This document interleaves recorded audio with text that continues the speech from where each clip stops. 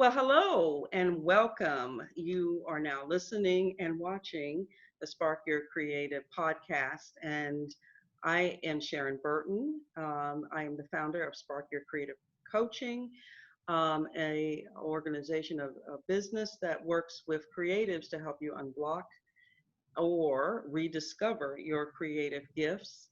And I have been doing the podcast and now doing more video for the last 2 years, sharing stories and topics of interest, particularly for creatives, but also for anyone who's interested in sparking their creative. And I am so excited to have not one, but two guests today. And I really feel that this topic is something that I consider very fun. And because we are facing a lot of challenges in our lives right now due to the pandemic and social unrest and a whole host of things that have happened in 2020, um, I am very dedicated to bringing topics that can help a lot of people get through not only creative blocks and launch their creativity, but also just using creativity, creative activities to help bring some levity to where what we are facing right now. And so I have two special people that are with me today to talk about dance and movement. And it's not just for Dancing with the Stars, it's for you and for me and everyone who may need some fun, creative ways to deal with what we're dealing with right now. My first guest is Kelsey Blackwell. And if Kelsey can just wave her hand, let us know who you are. Hello, nice to be here. Yes, I'm so excited to have Kelsey.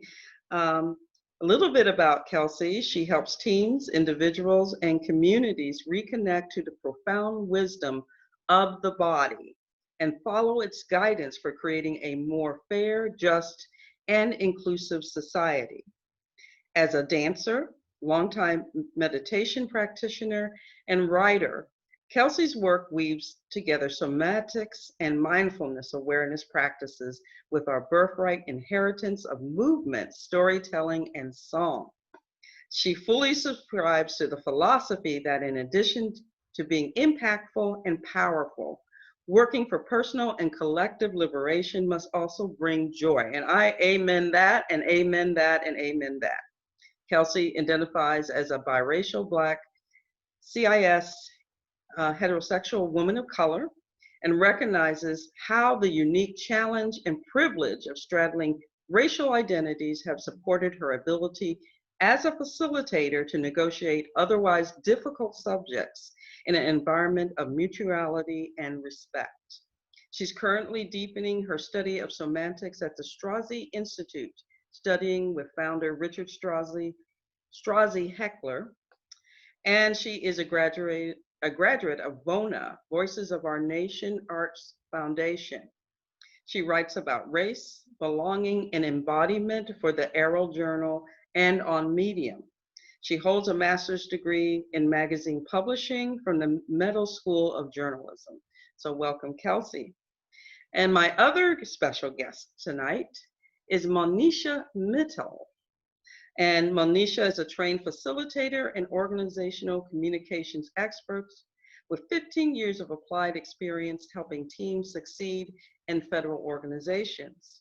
Monisha's career began in community organizing and the economic development, which took her from inner city Philadelphia to rural villages in northern India. For the past 2 years, she has deepened her ability to assist people to listen to the inner guidance from their bodies.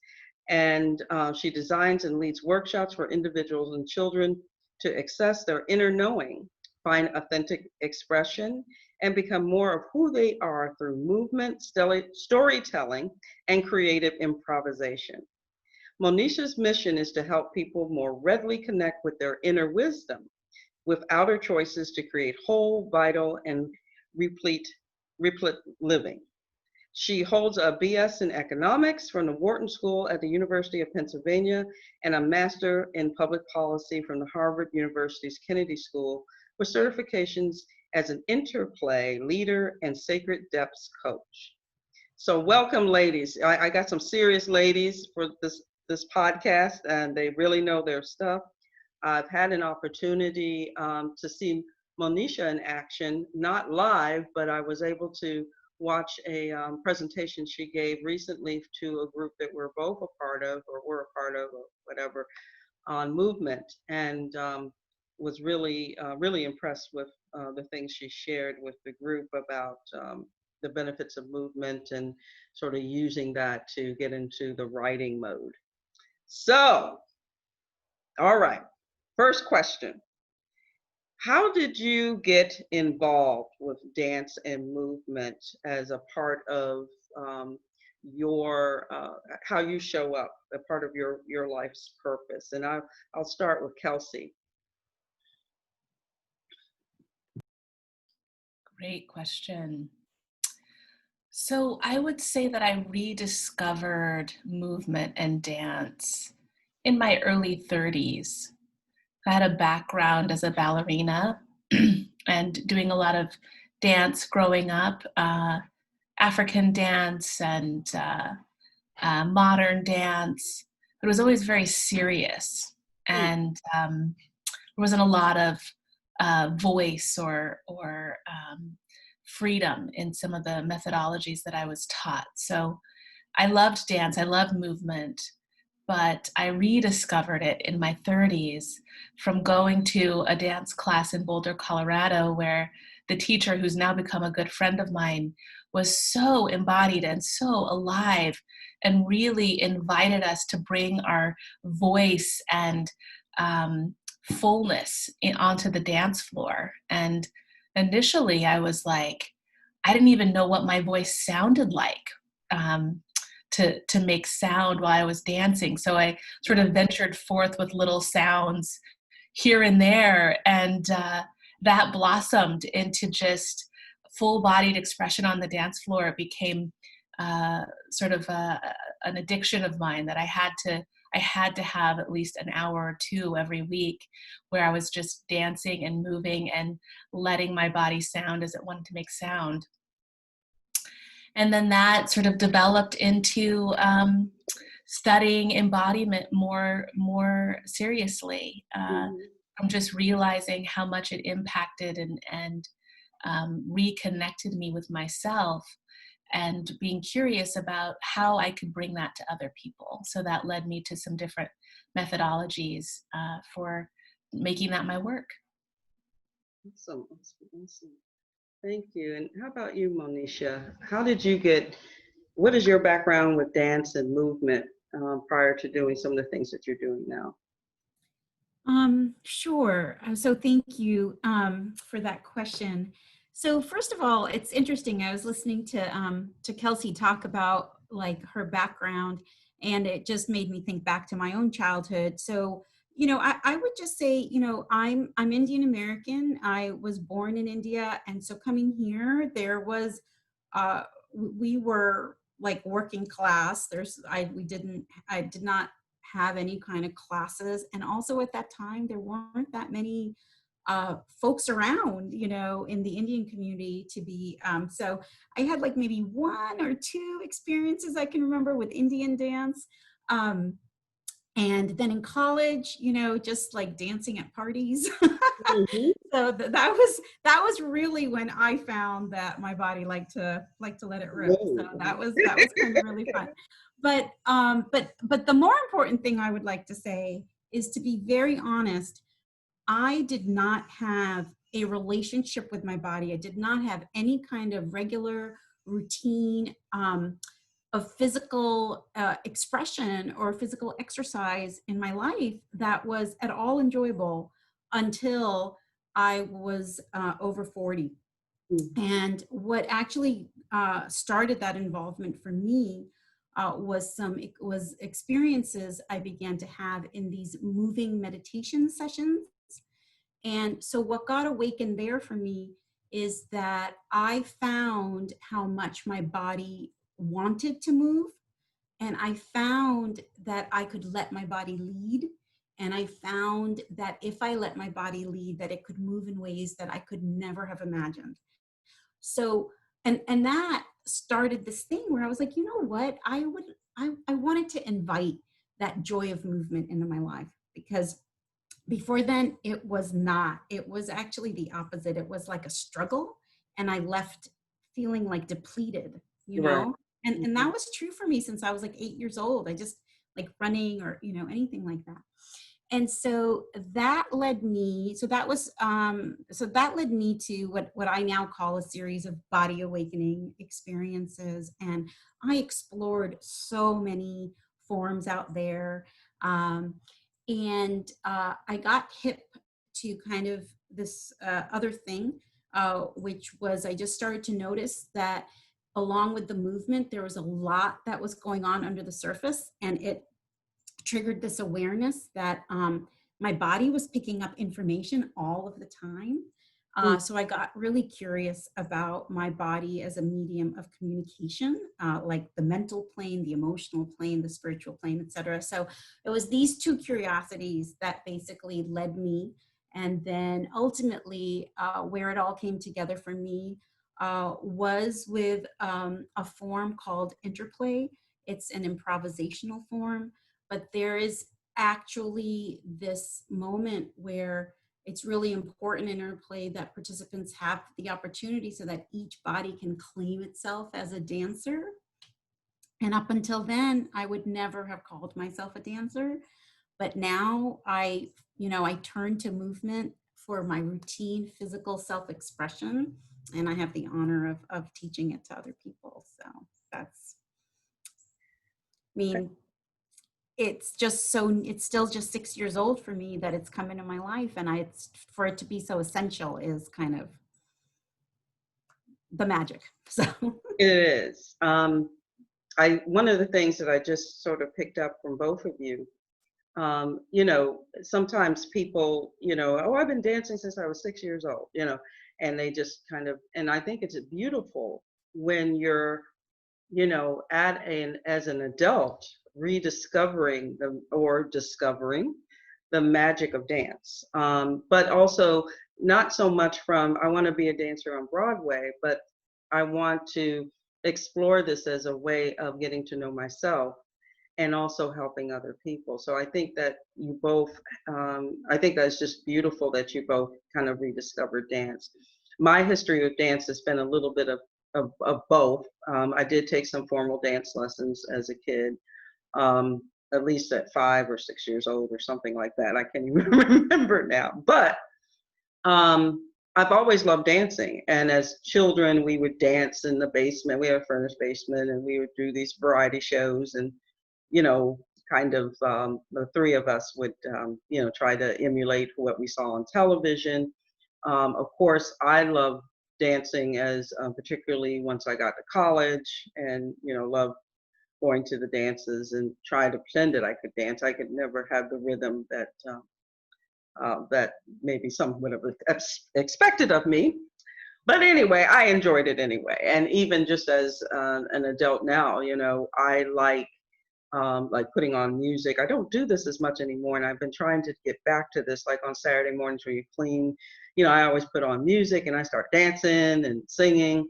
But I recently started belly dancing lessons, actually since the pandemic, and that has just opened a whole new world. I mean, I never thought I would do belly dancing because I just never thought I was the belly dance type. But I always thought it looked like it was, really beneficial. And for a lot of the reasons that you both have already expressed, I am getting so much benefit from that. I just re-upped for another 6 weeks of, of belly dancing. So, and I'm still at level one, but it's been fun, and it has allowed me to express myself in a very different way. So my next question is, what benefits do you feel that movement can bring to creatives who may not necessarily be dancers? Um, uh, Particularly, people that write a lot, or people that, you know, I do visual art as well, and I'm a poet, and I'm writing a book. Um, and I've recently began to kind of see that movement is very helpful to unblocking or preparing, kind of like yoga. And maybe yoga also is a form of movement that kind of positions you to kind of get ready for meditation back in the day. But I wanted to just sort of get your thoughts on that. And if you have any thoughts on the kind of movement that might be helpful for people as they prepare and help them unblock. So I'll start with you, Kelsey.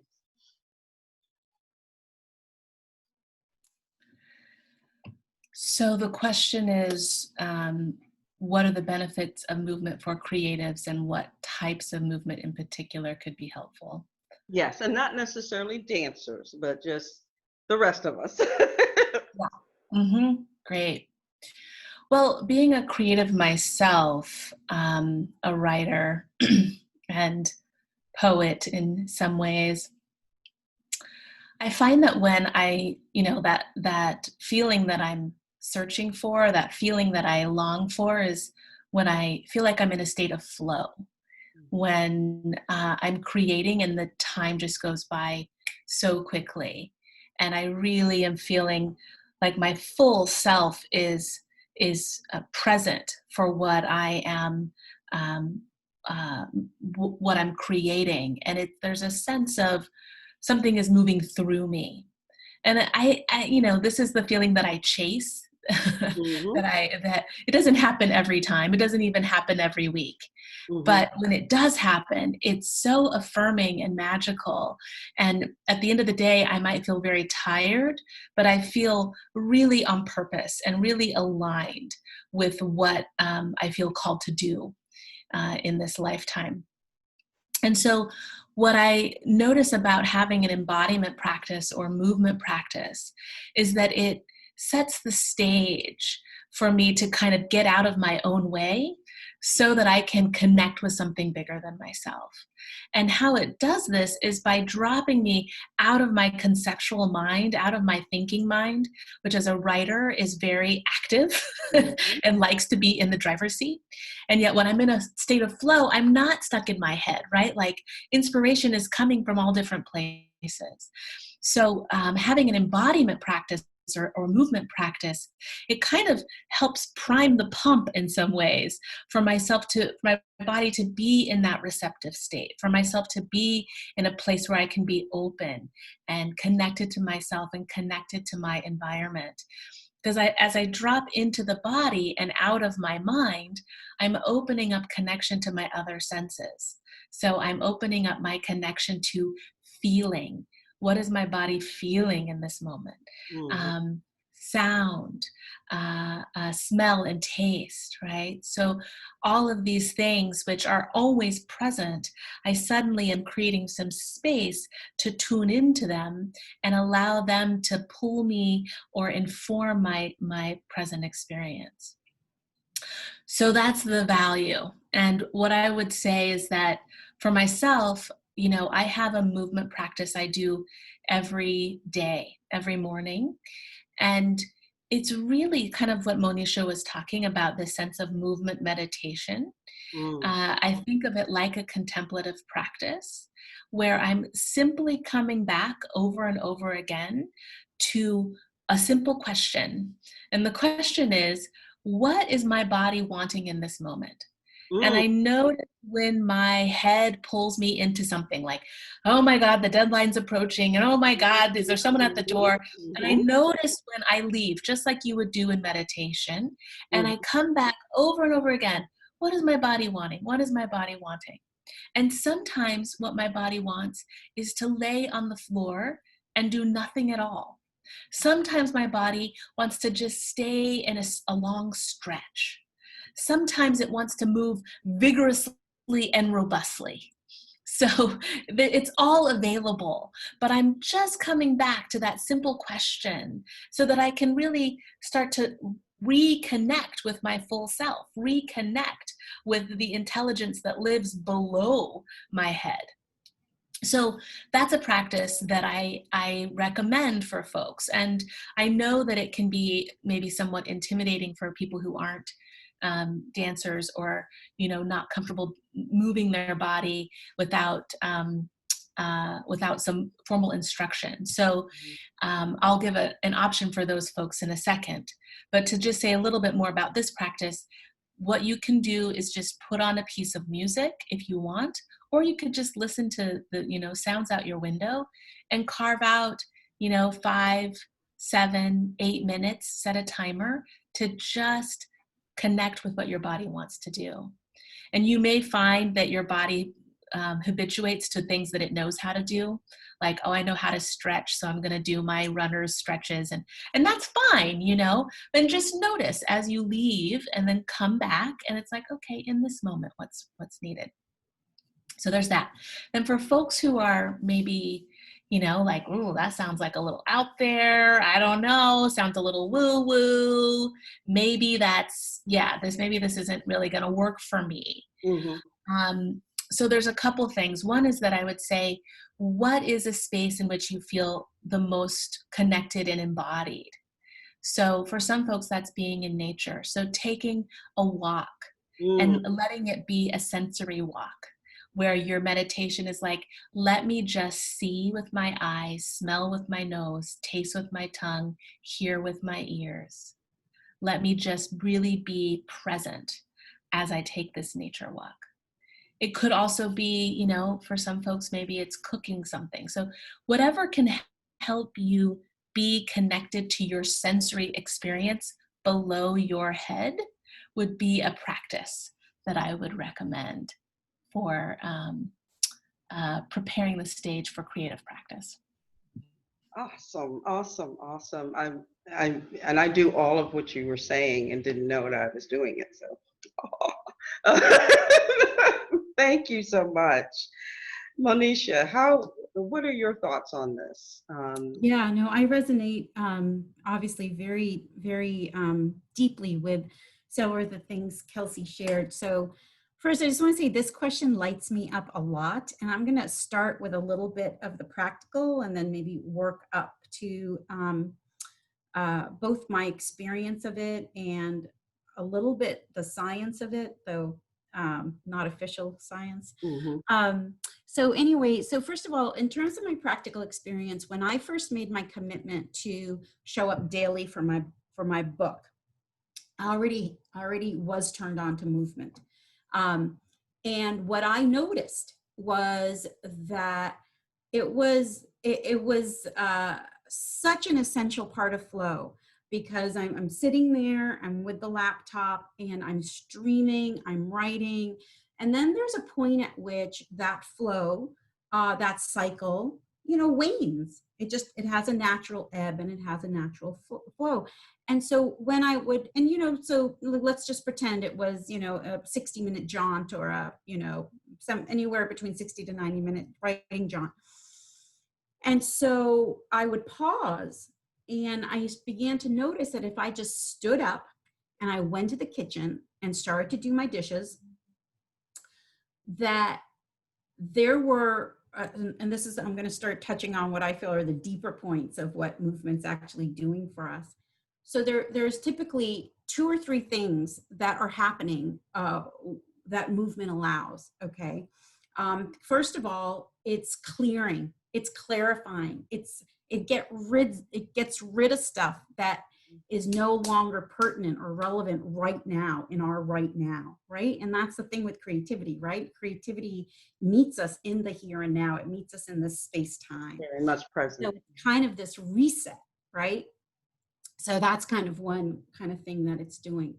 And so for my other 2 points about what movement's doing, I prepared just a couple. So one, I just want to share this quote, and it touches on something Kelsey brought up. So this is a quote from an ancient Hindu holy text, and it is considered the foundation of classical theater and classical dance in India. And the mythology around this text is that after all the holy texts had been written, the people went to the creator God, so the God of creation is Brahma, and said, but what about everyone else who doesn't speak Sanskrit? What about the ordinary people? What are you going to give them so that they can understand the spiritual truth? And that's what this text was in answer to that, is how do we tell the spiritual truth to everybody? And it was based in the body, and it was the truth of theater and of dance. And what this quote is, for wherever the hand moves, the eyes follow. Wherever the eyes go, the mood follows. Wherever the mood goes, the mind follows. And where the mind goes, arises the essence of the experience. And so fundamental to what Kelsey was sharing is that one essence of our body wisdom is that our bodies hold our lived experiences. And in my book, I call it our felt experiences, because it's the resonance of the emotional experience we've had, plus all of the senses that were at play, during those experiences. And so the getting back to being at the sync. So in addition to clarifying and clearing out what doesn't serve us, the other thing movement does is it stirs up our lived experiences. But the wisdom of the body is that it knows what experience, what feeling is most valuable for us in this now time. And so that's the wisdom, because our minds could never know that, you know? And so I'm going to use a term, I'm just going to say, like Kelsey touched on this, but I call it a brain bypass. So all the things that are complex for our brains and our minds, so, you can think about it. It's like the traditional form of therapy might be to talk through everything and analyze everything, right? Well, that's a very mental activity. But when you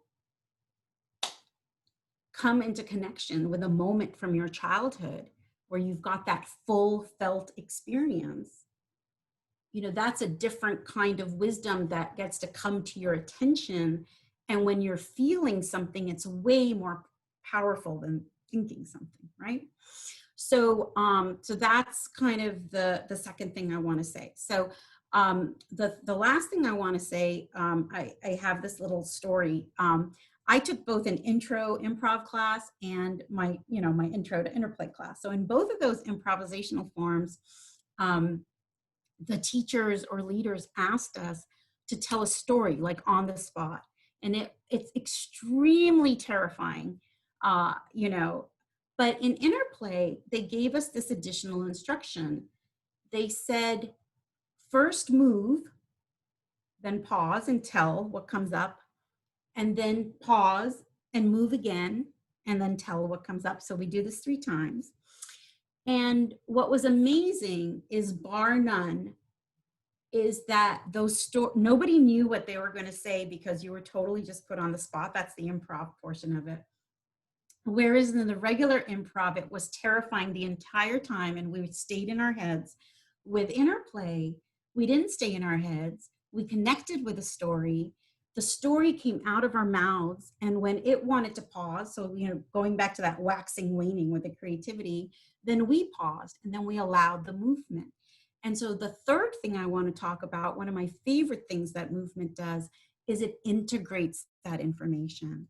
So when I paused and I moved again, and another part of the story came up, well, there are all these connections happening that my mind didn't control. They were beyond the imagination of my mind. And what came out of my mouth was like a full-on, what I would call a soul story, pieces of my life that had never been intertwined together, that formed, it was almost like a song that came out. And it was even me making connections about stories in my life that I had never made before. So I would just say that these are 3 ways in which movement really benefits us. And so I also, I think just even getting up and like doing the dishes or doing a chore around the house, but completely concur with like taking a walk. And I also echo what Kelsey said. It's like, just leave it. Don't go with a purpose. Don't go with trying to solve a problem, or don't go with how do I move now. Hold the question loosely. Just hold the, and just notice what you notice. And then the third thing, which I think is a total de-stressor and probably accessible for a lot of people, is just put on your favorite song and dance. Like just dance and just like move around the room. And I would even up level that and say, start with whatever you are feeling. Like don't force a change. Start with whatever you're feeling and then let it have the expression and watch how it changes and moves around the room. So that's those are things I would share. You ladies just knocked this thing out of the park because you actually answered the last question. So we actually are much more ahead than not. First of all, just a couple things that I've taken from both of your comments. One, movement helps move whatever's going on in the head throughout your body. And it's kind of like journaling, because you're kind of moving things out from your mind, but it's much more than that because you're actually embodying, which is a word that you both use somewhere along the way, whatever you're thinking and pushing it out, moving that energy from your head out. So when many creatives get stuck, it's a lot of times it's a head thing. It's beliefs about ourselves. It's something somebody said or whatever, and it stays here. But when we move it out through movement and dance, we give ourselves an opportunity to be free of those energies. That's one thing I got. The second thing I got is that listening to your body from an intuitive point of view is key. It's not about a choreography. It's not about, oh, it's supposed to look like this or that. It's about how you feel at the moment and the kind of movement that you want to be. For example, you could be just swinging your hands back and forth. You can, do if you want to do a routine like Thriller or something like that, you can do that on YouTube or whatever. But it's more of, what do I feel like doing? Do I feel like laying on the ground doing sit-ups or doing yoga? Do I feel like grooving to one of my favorite songs? The other day, by the way, it was interesting. I was at a conference and somebody put Tina Marie on one of the songs, one of my favorite songs by her, and she's one of my favorite artists anyway. And it was before they started taping, thank God. But I just started moving, and I didn't really even pay attention that the workshop leader was watching me, because she said, "I see you, Sharon," But I mean, automatically, that's what I wanted to do. I hadn't heard the song in a while, and I felt free to do that. So that's important. I think the other thing is understanding, in a sense, the science, unofficially, about how that moves those energies away from you, and understanding that it's good and that it's all right. And that, whether you're creative or not, these suggestions that you two have shared with us today can work for anybody. Like I said, we're dealing with a lot right now. And sometimes you just need to crank up the volume and just let it go. Even if it's for 20, 30 minutes, it doesn't have to be for a long period of time. But I know, for example, with the belly dancing, I feel free. I'm exploring moving in a different way than I never did, with just regular dancing.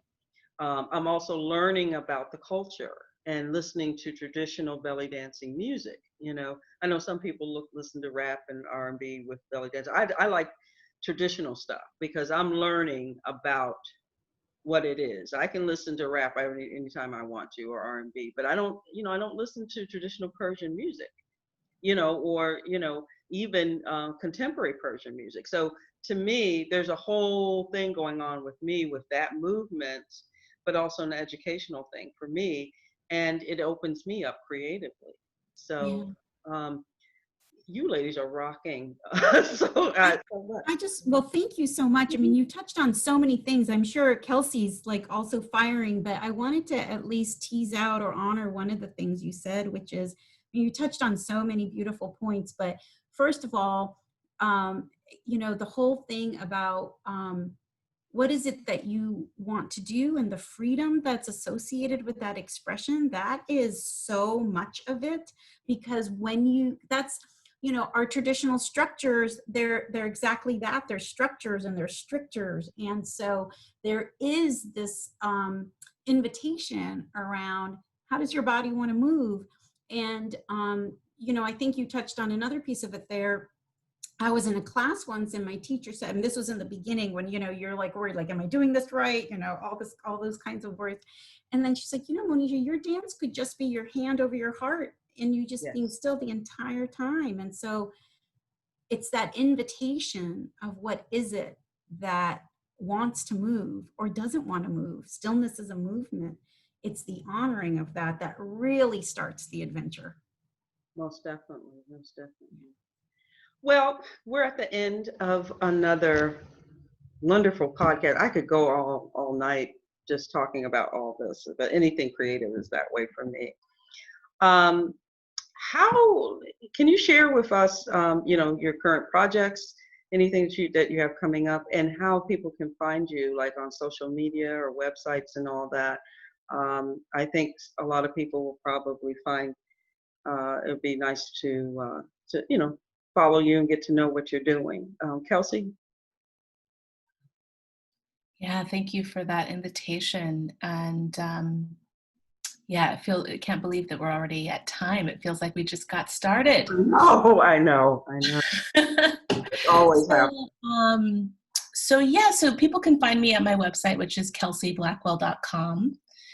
And I am launching a program called Decolonizing the Body for women of color. Yes. And that is how we can, through practice, unlearn conditioned white supremacy. Okay. So, and coming at it through somatics, so through embodiment, as well as creativity. So there'll be poetry and food and music, all the tools. Okay. Not the master's tools, the tools. Right. I might that will start in November. Okay, I might have to check that out. Yeah, good to have you. Are you on social media or anything? Yeah, so I'm at Kelsey722 on Instagram. Okay. Yeah. All right. Thank you, Kelsey. And Monisha? Thank you. So yeah, I am working to launch 3 programs, some of them before the end of the month. So one of them is for children and 2 of them are for adults. So the children's one is called Creative Kids Camp, Navigating the New Normal. So that's going to be for 9 weeks, culminating in online performances with all of the kids. The second one is called Empowered Action, Sustaining Strength Through Tenderness. So this is going to be a 4-week course to really give people time to integrate the tools and the practices. And it actually starts with an introduction to body wisdom. So for people who want to be introduced to a space of finding their own movement and expression, you're totally welcome to join. That will be starting by the end of the month. And the third one, which I'm still designing, but I'm so excited about, is called Ridiculous Receiving, Dancing to Co-Create Your Desires. Oh, I love that. I love that. Go ahead, Monisha. You are not playing. Neither one of you. Y'all got some serious stuff, which means I gotta step my game up. And I'm actually working on some things, but it's so good to hear what you all are doing. And how can they find out about you? Yeah, thank you. Exactly. I was realized I didn't say that. So for right now, in terms of learning about my workshops, they can actually go to interplay.org. So that's interplay.org. In the future, I am, this month, I'm working on getting my website up, which is monishamittal.com. And then if you want to follow my writing, I'm on curiouspointofview.wordpress.com. Okay. I didn't know about that site. I have to find that. Oh, and then I'm on Instagram, Monisha Mittal. Okay. And I'll have to follow you on WordPress for my other life. I have a blog where I do a lot of my poetry and all that stuff. So I will definitely do that. Thank I you. would love to share. Yeah, okay. Thank you both, ladies. You know, I'm just in awe. And hopefully those that are listening, you've been able to get some great information. I think that, you know, movement and dance is so important. It helps us unleash and unblock our creativity, but it also helps us to move from our mind through our body and out, so we can feel more calm, more grounded, and particularly during you know, the times that we're living in. I want to thank you again, ladies, for participating today. This was really fun. Learned a lot, and I hope that everyone else has. And again, if you're interested in Spark Your Creative Coaching, you can find me at sparkyourcreative.com, Instagram, Spark Your Creative, and on Facebook, Spark Your Creative Coaching. Thank you all once again. Take care and God bless. Thank you, Sharon. It's been a Thank pleasure. you. Bye-bye. Thank you. Bye-bye. See you.